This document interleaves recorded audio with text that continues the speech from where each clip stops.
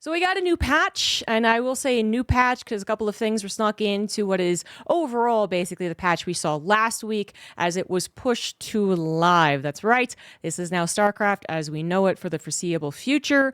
They didn't give it a ton of time to stew, only sub 2 weeks, I believe, for the patches, but whatever. They have pushed it to live, and now everyone can play it without the headache of having to download the PTR. There's one really big change that we're going to get right into that everyone's talking about, which is this addition to the patch notes. Ghost supply reduced from 3 to 2. Ghost now has light attribute. They just stuck this in. This was not tested. This was not part of last week's patch or the week before. It was kind of a rumor when they kind of botched an update on Monday, but no one really expected this. I feel like I have heard people suggest the light attribute for Ghosts for a while at this point. Maybe it was tested years ago and then no one liked it, but it's happening now. And these have pretty big impacts on TVZ especially, and maybe a little bit on TVP. So I'm going to start from the bottom to the top as opposed to the last few videos because this is the most important. And so let's talk about Ghost supply reduced from 3 to 2. Means are more massable. It also what they used to be before they tried to tackle this late game TVZ problem that no one liked. Just this eternal turtling of Terran versus a Zerg trying to break them over and over again. That was happening way too often for way too long. Now we're back to what it was, which is more massable Ghost. But then they also have the light attributes. So this is a give and take situation for the Terran. You get more Ghosts, but now they're vulnerable to a couple of really important things. Most important in TVZ is that it's going to be more vulnerable to the Baneling. So when a Zerg player goes to attack into the turtled Terran, the Terran doesn't quite have their army spread out, so they're emergency evacuating by balling up their army and running away, which happens fairly often. A lot of the time, the Ghosts and the Marauders would live, the Marines would all die. And the Marauders would hopefully tank and they'd be barely alive, and the Ghost would be the number one thing that you save, right? Because the most expensive. But now that's going to change. So instead of maybe barely surviving or surviving, the Ghost will actually die or be significantly injured, perhaps, leading to maybe a follow-up that would actually kill them. But you can make more. So that's the trade-off for TVZ. I don't know how that's really going to change that particular scenario in balance one way or another, who's going to really benefit the most from this. I don't think this changes what a lot of people complain about, which is that I can't believe Terrans only have to make one unit and then that's it, which I never really got on board with anyway, even back when TVZ late game was way too often and very boring, because to me, I always saw the Ghost as, yes, obviously important, very much necessary, but there was also a lot of stuff that was going into late game TVZ, such as proper Sim City, proper scouting to see where the Zerg is attacking you, proper tank Widow Mine, bio combination, the development of Hellbats. There was actually a lot more that went into it, basically, from my perspective, than just lol Ghosts, which a lot of the community seems to just kind of point out. But anyway, that doesn't fix that. That does not fix the community complaint that Ghosts are too good against most things. But I'm not really sure how you do fix that. And just to be clear, Zergs might complain about it. Protoss players might complain as well. They don't like watching it. But Terrans aren't exactly super thrilled by it either. It's not like you can just stop making Ghosts or make Ghosts useless against Zerg and then be like, see, we fixed the problem, because yeah, then late game TVZ is going to be atrocious for Terran. So yeah, it doesn't fix the problem, but at least it's something different. And I am interested in a couple of late game TVZs to see exactly what the light attribute does in those engagements. That's a huge change. That is not something small that no one really cares about. That is absolutely huge to give us no warning and no testing on. But to be fair, testing for StarCraft 2 right now is basically in the dumpster. It's not done for very long, obviously, as that's the main complaint right now. But that's not even the issue, in my opinion. It's more just that not enough professional players play the testing, and then not enough Zergs in particular play on the test, and there's not enough incentive to play on the PTR, and there's not a wide variety of players either, which means you have a couple of concentrated repeat winners in these open cups, for instance, but they're not really attacked by all angles from a variety of players at their skill level or a variety of different play styles that could actually abuse some of these changes. So yeah, I think testing's just kind of in the gutter anyway, but definitely a surprise to have at the last second. Liberator site reduced from 10 to 9. Also more microable thanks to a bug fix, though, so that's also a give and take scenario for Terran. Hyperflight Rotor's research time was 100 apparently. They finally put that in. To 79 seconds, so it's much faster. I have seen this used by Beyond to do a little more harassment with the Banshees versus Protoss, as opposed to getting Cloak, which is interesting. And we'll see how that develops in all of the matchups. Drilling Claw is going to be a little more effective. Probably not going to affect most people, maybe Clem, and probably against just Zerg. Not too worried about that one. Viking cost reduced by 25 minerals. Some people have pointed out TVT. This could impact that as well. I'm not really sure it's going to really move the needle as far as what TVT was already moving toward, which was more often prepping for the Sky Terran phase of the game. That just seems to already be what Terran players do when, bio and relentless attacks aren't working out, right? As far as the 8 racks versus 3 starport, ideal play, Mara versus Beyond, I don't know if that just makes Beyond's 8 racks totally ineffective at this point. I don't think so. So yeah, I'm not really concerned about TVT there. But I do think this was a change made for PVT, which is to allow the Terrans to just get a couple more Vikings out as the Colossus continue to bully them on that third base, and then also allow them to tech swap, if that's the right phrase. But, once the Colossus are dead, you stop making Vikings. Once the Vikings are dead, they start making Colossus. And rinse and repeat.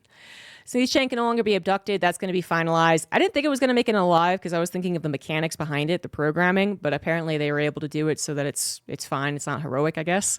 And in that case, I don't actually really care. Maybe I shouldn't say that, but yeah, I do think this makes it more annoying to break turtle Terrans, particularly in not even just not lower leagues like gold and below, but literally like GM and actually below, just because that one tank covering a high ground would be easily abducted, but it's a little more complicated to Blinding Cloud / Microbial Shroud, and the army comes in because then the other tanks that are around it, obviously, it does complicate that scenario, but I don't really mind it because, again, Blinding Cloud does exist, and Microbial Shroud also now halves the damage taken by those tanks. So, yeah, it kind of makes sense as far as, again, that give and take from the different races, and I don't mind it as far as the whole, well, in campaign, it shows you exactly how to do this. Campaign shows you a lot of stuff that doesn't actually impact the ladder anymore. And then Protoss, I'm freaking myself up by going from down to top, by the way. So we're just gonna go top to down again. Energy recharge grant has been reduced by half, so it doesn't give as much energy, but still enough to help High Templar have a storm. Recharge cooldown, also it's just gonna be more often that you can do it, which is, I think, kind of making it more of like a higher skill cap theoretically, but I still think it's problematic. Mothership movement speed reduced, so it's not as fast. Psystorm is obviously the biggest one. The first patch, terrible. This final patch, better, I would say. There's some argument about it being a nerf or a buff. I think most people are definitely leaning towards buff, because the only reason it would be really a nerf, I think, is because the initial burst damage, that second where the Terran gets stormed and then moves very quickly, depending on how good you are, that is lessened because it's more damage over time. But obviously a lot of people aren't doing that immediately, and the radius is also increased, so theoretically moving as fast away isn't actually what's happening. And yeah, I don't think Storm was the problem anyway in her previous meta. It was absolutely the recharge, as well as the ability to scout. Recharge for hallucination and then recharge for Storm. That was the problem, and that doesn't really fix it. I don't mind changing Storm and seeing how that works, making it theoretically more of a zoning spell, but I don't think this really did that exactly. I will note that they seem to have added this Psionic Storm range reduced, so the High Templar is supposed to be in a little more danger when it throws out a storm, if I'm reading this correctly. And that I do like, if you are going to give it this, and again, give it more radius, so it affects things a little bit farther if it hits the middle. I actually like that as far as the give and take, but maybe Storm shouldn't have been changed. Maybe it would have been something else. I don't know. I am happy when Storm is included. I'm not happy when Protoss absolutely dominates, and I know those two things kind of intertwine. Dark Templar blink attack delay, so it's a little bit better when they blink attack. Surveillance mode now reveals observers. Been over this in comments, streams, YouTube videos, casts, everything and anything. I don't care that the observer is supposed to be cloaked and this ruins their identity. I do care in general about the races being changed so much over the last 15 years that their identities are kind of muddled. I actually do care about that. But as far as the observers having to stay cloaked, I don't actually have a strong feeling on that. I also think surveillance mode should come with a downside, and the downside is not that they can't move, because that's also their upside. Surveillance mode was given to Protoss so that they didn't have to accidentally F2 their observers. And then they get such increased range, and now get even more increased range when they're in surveillance mode. To me, this just makes it a nice middle ground, which is that offensively, observers need to be microed. If they're going to cover an army, if they're going to cover their opponent's base, they need to be microed. If they're defensively placed over your own dead space to scout for drops, or over your bases where your army is going to be closer to and able to protect, then they are visible. People talk about what surveillance mode, taking away from it now, but I feel like when surveillance mode was introduced, there wasn't the same amount of okay, but what is the downside? Because again, I don't think not being able to move is a true downside. So now I'm glad that they have more of a downside, actually. And I do think scouting, not just with hallucinations, but also with observers and the presence that a Protoss can have map-wise, if they're appropriately hiding, let's say, 2 or 3 observers around the map, is one of the reasons that Protoss is doing well versus Terrans who have to scan. And yeah, I know they could get a Raven just like an Overseer. No, not really, actually. If you want to go ahead and argue that in the comments, I'll break down why that is harder than people say it is, but anyways, totally fine with observer surveillance mode. Purification cooldown, that's the disruptor. So they're going to be able to attack more often, but they got rid of the radius increase, which was a previous patch. Suggestion, which I think people are happy about, and that's fine. And then stasis ward duration, it decreased by 80 seconds. Also fine. A minute and a half to have the stasis ward potentially do its job, grabbing those units, taking them out of the equation. But also scouting, I think is still plenty of time. 170 seconds was probably a little too extreme. Not a problem I really thought about, though, but yeah, okay. And then Zerg, Spire cost stays reduced, as well as the build time. They want to encourage mutas, I think is the primary goal for that one, and that hopefully it does. I don't think it does now, but I don't know. Cervical hooks have their HP bonus to banelings again. I think Zerg's going to be happy about that versus Terran, as well as be versus Protoss. Microbial Shroud is the big change for Zerg, and that is that they now do a little Dark Swarm for the Brood War people out there. Reduces range attacks 50%, and they fixed a bug, I guess, kind of thing going on there. But they also made it more expensive energy-wise, and then also requires an upgrade. Which, for how potentially good this upgrade is, I think this does make sense. But it does kind of gatekeep it a little further down the line, where maybe Zerg players need it a little bit earlier. It's hard to say because we just don't have a lot of Zerg versus anything testing going on with the patch. There are so few Zergs in general, but particularly at the not highest level, where Cyril obviously dominates every single time, but that almost highest level, they don't participate in a lot of these open cups and PTR tournaments. So it's really difficult to say Microbial Shroud is not as effective. Some people are already crying about that. They're like, it doesn't work in ZVP, which, probably, maybe doesn't really help in ZVP. But then a lot of people are like, I don't see it at all in ZVT. It must suck. I'm like, I think it's one of these things where we're going to see someone who's maybe not even the best Zerg player in the world actually use this very effectively, and then other people will be like, oh, okay, let me try that. Let me see what's going on here. And we'll see it just be more and more efficiently used. If anything, if nothing, I guess, then at least it's something different that people can have fun experimenting with, and I think will absolutely be more fun for Zerg players below the professional league. Because right now, maybe the problem is Terrans will just run away, right? But in lower leagues, it might not be as much of an issue. So that's all the changes that have happened. There's also been a ton more bug fixes added on, but I'm going to let you guys go ahead and look through every single one, because I think last week we got up to here or something. Maybe even higher. And then they added all of this. I mean, and there's so many bug changes. And again, some of them are bug changes that everyone would agree don't really matter. And then there's quite a few of them that definitely matter and might even impact the balance a little bit, such as that Liberator change. There's a couple others, they did fix the Broodlord, but then I see a lot of people arguing that it's not a fix, it's a change. But the way they changed it is kind of, haphazard and is actually kind of more broken than before. But on the surface level, you see it and it looks like it's supposed to, but I haven't really gone into the weeds on that one. You guys can do it if you want. But yeah, there's a bunch of changes. Stim pack now won't be as hard for people who use rapid fire, because that used to make them stim pack if they had the wrong units on priority. What else? Fix an issue we're researching. High Sec auto track when to update its level. Okay, that doesn't matter, right? Allied push priority. Maybe that matters. I don't know. Rapid regen is more of a visual change. See with the siege tank. I'm not sure which one of these actually matter, but I think I have something that's more useful than me guessing, and that is good old Reddit. Sometimes they're not great, and sometimes it's great. And so in this case, you're going to go with they're great, and that is that they have highlighted some of the changes. For instance, the lurker wasn't changed as far as the actual patch, right? As far as we saw in the Zerg category, but its actual behavior has changed thanks to bug fixes. And this is the funny one. Use this simple trick to nullify enemy lurkers. If you can't see it, there's a Marine literally on top of the lurker. And now it won't kill it.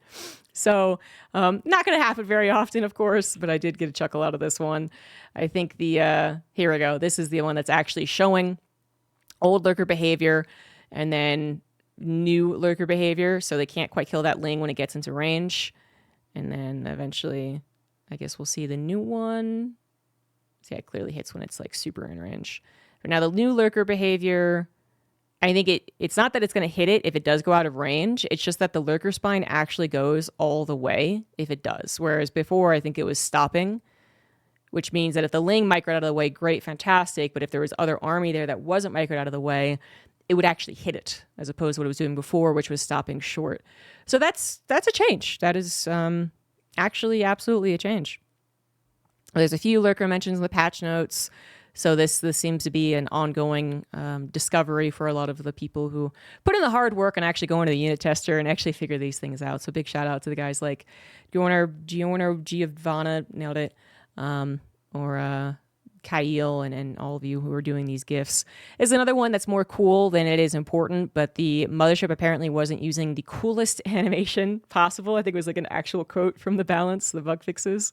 And now it actually will be using a much cooler animation. Whereas before, I don't think it had this, people call it the spirit ball. So it wasn't as neat. Then you have some new graphics, like maybe this is a little... so this was a spell placer from Legacy of the Void campaign, but never updated to multiplayer, so they fixed that. And then this is the stim cooldown that I was talking about, where you could accidentally drain excess health while attempting to cast stim pack, and now it has a short cooldown to prevent rapid cast. So we'll see it in just a second. And this is them rapid casting. So they rapid cast the snipe to see that it still works as you would expect, but then you rapid cast the stim, there's a little delay so that it doesn't happen. You don't just literally drain your units of stim if you're a rapid fire user. And that's about as many as I thought were pertinent to show. And then we do have the Reddit comments. I agree, balance changes aside, it's an impressive number of bug fixes, even though some of them are, again, kind of haphazard. It's been basically since StarCraft's release, I think I've always related StarCraft's like programming and development, all that, kind of like a Jenga tower, where initially maybe it was somewhat a brand new Jenga tower out of the box, but with every single change, single expansion and patch and whatever else they've been adding to it, and now it's just one hell of a lopsided, almost falling completely over Jenga tower. Seems very easy to break accidentally when you try and fix stuff. And a bunch of other stuff people are noting, what actually impacts the ghost and whatnot. I just want to end this video with basically a general statement from me, I guess, like a summary as to my feelings on the patch is still the best way to put it, but not so much about, hey, do I think this helps one race or another, but more about, to me, aside from something stupid, like super stupid, which I don't think any of these are super stupid like some other people do, but to me, super stupid was the initial storm change, where just like everyone could immediately see that wasn't going to work. I actually like all the changes. I like the direction. I like the ideas I think they're going for, and I think they are targeting some particular problems in StarCraft that the community has. If maybe you disagree on how they're targeting it, at least they are targeting it. I like that there's someone actually there at Blizzard doing this. I like that there was very quick changes as well, just a week between the first patch and the second patch iteration, and less than a week for the final one that was pushed live. Do I like that it's so fast and that they snuck something into live without any testing whatsoever? Of course not, but am I really rallying people around it? No, actually. I think StarCraft is at a point where you honestly can't expect much from testing phases. Should there be no testing phases because it doesn't help? Not going to go that far. I think there's still some things that can be very clearly shown to be too bad or bugged if you give a patch period, a PTR period. But I mean, as far as really getting into the nuts and bolts and seeing how all of these changes impact the matchups, that I do not believe you can do with almost, I would say almost any given time. Obviously, if it was like 3 months and everyone wants to see the patch and everyone's playing on the patch, I guess. But so many people are not playing the PTR throughout all of the leagues. So many people don't even know how to play the PTR. So many of the pros, or now semi-pros, who do still don't because they play other tournaments that are on live, or they don't play in smaller tournaments in general. So Cyril, for instance, you know, I'm not trying to blame him, but he's one of the reasons that Zerg has had so many changes that it's had, because he's been so good for so long, and yet he remains totally as an outlier for most Zerg. And, you know, again, blaming him is not exactly correct, but people saying that Zerg has been negatively impacted below him because of him is like somewhat true. But we don't get to see what he looks like in these Open Cup PTRs because he doesn't play it. And even if he did, that's still not that much. Like I was saying earlier, you know, 10 years ago, if you had a patch that you could play on, you know, maybe the tournament organizers would actually encourage these things. They'd put a lot of money into it because it would be this new big spectacle. Maybe Blizzard itself would help support some of the tournaments and the prize pools to make so many of the pro gamers actually want to play the PTR as opposed to live. You also had so many players who were participating in smaller tournaments who were all around the same skill level. So there was like 15 people who would sign up for an open tournament who could potentially win. Now there's like 5. And then even if you didn't have 20 people who could potentially win, you had 10 people who could potentially win, and then 20, 30 people who were coming in with not the ability to win necessarily, but the ability to challenge someone who was very good with the changes. Someone who would come in and specifically abuse Microbial Shroud. Otherwise, they weren't very good, but they tested it and they tried it, and then the other person who was much better said, I like what you're doing there, and they would do it. Biggest example of this I can think of, Destiny and Infestors. No one really believed in the power of the Infestor for a long time. No one really could foresee what was going to happen to Zerg back in Wings of Liberty with like the Queen change and the Infestor abuse, until a bunch of people who weren't the best at the game came together and kind of showed different, you know, sides of these things. And then suddenly, you know, other people started to put it together and actually really start to abuse it. And then eventually we got to a point where everyone agrees Zerg was really overpowered. And we don't have that anymore. So patching does feel, patch tests feels pretty ineffective. And again, I don't want to say don't do any amount of prep work and allow people to see what's going on, but it's just, you know, 2 weeks or 4 weeks. I don't think that would change very much in today's StarCraft community. And for a lot of these things, I would just like to see them push for the sake of being pushed. Because before, when we were whole, like, you know, when I was against that argument, I was against the whole, like, let's just change everything and see what happens. Because I was very worried no one would be paying attention. When the Cyclone got changed initially, like 2 years ago or whatever, and I really hated it and I rallied against it, I was afraid of 2 things. One, that it would be too good and no one would see it or be able to change it. It would just literally be too good. It was too much. And 2, that no one would be able to fix any bugs that came with it, which actually is what happened because no one from Blizzard was paying attention. This patch is, to me, so good because it's not a bad patch as it is, in my opinion, for all the changes, but more so because it shows that Blizzard is actually watching It shows that someone is communicating with someone else in the community to get a bunch of bug fixes. They're perhaps watching content creators that we trust to a certain degree to have a decent take on StarCraft, and they're implementing some of those changes that they have showed. And so when they do change things a tiny bit, that's not that bad. But when they change things a decent amount, like Microbial Shroud is a big new thing, the Ghost is a big new thing, they will probably be watching so that if suddenly Ghost became the most overpowered unit ever, not even just late game TVZ, which happens so rarely nowadays, but also in mid game TVP and mid game TVZ, I feel like this has shown us that they would go, okay, that really was bad. We will go ahead and remove that. Or if Ghost suddenly now, I don't know, do 20 times more damage because someone pressed the wrong button on the console, they'll be like, oh yeah, that was a bug. Sorry guys. Okay, we're on it. We're going to fix that. So I am now on the side of change for the sake of change, because the last year-ish of StarCraft has been rather stale.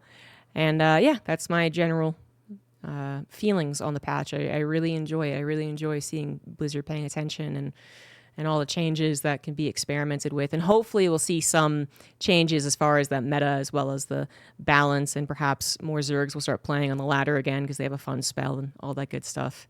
And my last note is that I'm not the only one who feels this way. I do believe that while many of the English-speaking community people have been very vocal about their passion about this patch, and, you know, if you went to Reddit, you'd think it was the worst patch ever. If you went to new, you know, there are other people like the content creators, I think overall seem to be more along the lines of like, yeah, let's see how this goes. And then apparently the Korean scene is also, you know, the Shin has made comments on it. Crank has made comments on it. And they've both been very articulate and very insightful. They've brought up points that certainly the other communities have definitely not. And TLDR, I'm not the only one who's like, this ain't so bad. This is just a good sign overall that Blizzard's paying attention. There are other people doing it too. But yeah, if you are enraged by this patch, feel free to let your rage out in the comments, but just know that I might think you're being a bit hyperbolic. And that is it for the video. Thanks for watching, everyone, and I hope we see you on the ladder to test all of these changes. Bye-bye.